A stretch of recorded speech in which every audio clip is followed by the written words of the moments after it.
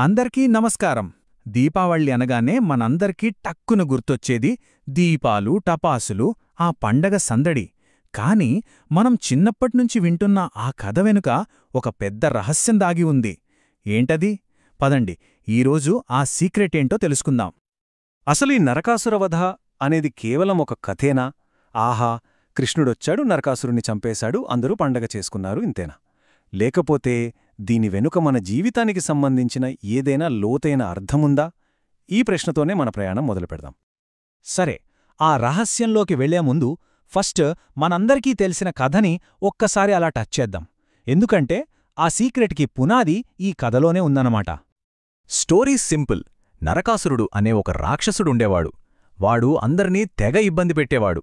అప్పుడు మన శ్రీకృష్ణుడు వచ్చి వాడిని సంహరించాడు. చెడుమీద మంచి గెలిచింది గదా! ఆ ఆనందంలో, ఆ విజయానికి గుర్తుగా అందరూ దీపాలు వెలిగించి పండగ చేసుకున్నారు. ఇదే మనకు తెలిసిన దీపావళి కథ. ఓకే, ఇక్కడిదాకా కథ బాగానే ఉంది. కానీ అసలు మ్యాటర్ ఇక్కడ్నుంచే మొదలవుతుంది. కథలో చీకటిని జయించడం అంటున్నాం. మరి ఈ చీకటి అంటే ఏంటి? జస్ట్ రాత్రి అయ్యిందనే చీకటా, లేక దానికి వేరే ఏదైనా అర్థముందా? శాస్త్రాల ప్రకారం చూస్తే ఇక్కడ అంధకారం అంటే కరెంటు పోతే వచ్చే చీకటి కాదు. అది మన లోపల, మన జీవితాల్లో పేరుకుపోయిన చీకటి అనమాట. సో అసలైన శత్రువు బయటెక్కడో లేడు, మన లోపలే ఉన్నాడు. అండ్ ఇక్కడే ఉంది అసలు సీక్రెట్. కథలో మనకు కనిపించే బాహ్య శత్రువు నరకాసురుడు. కాని మనకు కనిపించని మన అంతర్గత శత్రువులెవరో తెలుసా? అజ్ఞానం, అహంకారం. ఈ నరకాసురుడనేవాడు ఈ రెండింటికీ ఒక సింబల్ అంతే. సో ఈ పండగ ఉద్దేశం బయట ఉన్న రాక్షసుణ్ణి చంపడం కాదు, మన లోపల తిష్టవేసిన ఆ అజ్ఞానాన్ని, అహంకారాన్ని జయించడం.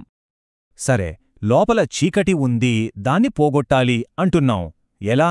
సమాధానం సింపుల్: వెలుగుతో. అయితే ఇది మనం వెలిగించే మామూలు దీపం కాదు. మనం వెలిగించే ప్రతి దీపం, ఆ చిన్న ప్రమిద ఉంది కదా, అది జస్ట్ కాంతినిచ్చే వస్తువు కాదు. అది ఒక దైవికమైన శక్తికి చిహ్నం, ఒక గొప్ప చైతన్యానికి ప్రతీక. మరింతకీ ఈ శక్తి అంటే ఏంటి? అదేనండి, జ్ఞానం. మనలో ఉన్న అజ్ఞానమనే చీకటిని తరిమికొట్టగలిగే ఏకైక మహాశక్తి ఈ జ్ఞానమే. అందుకే పెద్దలెప్పుడు చెప్తారు, అజ్ఞానాన్ని పోగొట్టాలంటే జ్ఞానం కావాలని. చూసారా, జస్ట్ అలా దీపం వెలిగించడం అనే చిన్న పనిలో ఎంత పెద్ద ఫిలాసఫీ దాగుందో.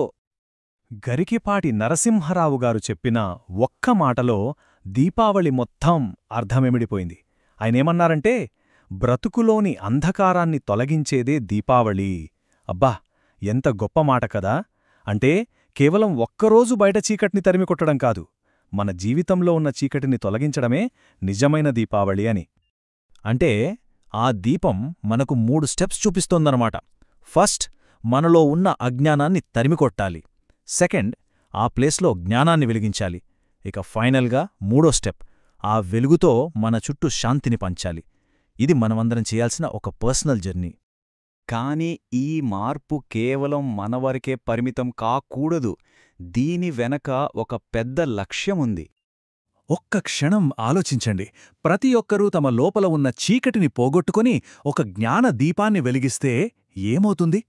ఒక్కో దీపం వెలుగు కలిసి సమాజం మొత్తం ప్రకాశవంతమవుతుంది. అంటే మన శాంతే ప్రపంచ శాంతికి పునాది అవుతుందన్నమాట. సో దీపావళి అసలైన అంతిమ లక్ష్యమిదే: సకల జనశాంతి. అంటే మానవజాతి మొత్తం శాంతితో, సంతోషంతో ఉండటం. మన ఇల్లు మాత్రమే కాదు, ప్రపంచమంతా జ్ఞానమనే వెలుగుతో నిండిపోవాలి. ఇదే ఈ పండగ వెనుకున్న అసలు స్ఫూర్తి. కాబట్టి చివరగా ఒక్క ప్రశ్న: ఈసారి దీపావళికి మనం దీపం వెలిగించినప్పుడు మన లోపలున్న ఏ చీకటిని తొలగించడానికి ప్రయత్నిద్దాం? అది మన అజ్ఞానమా, అహంకారమా, లేక మరేదైనానా? దీని గురించి ఒక్కసారి మనసు బెట్టి ఆలోచిద్దాం.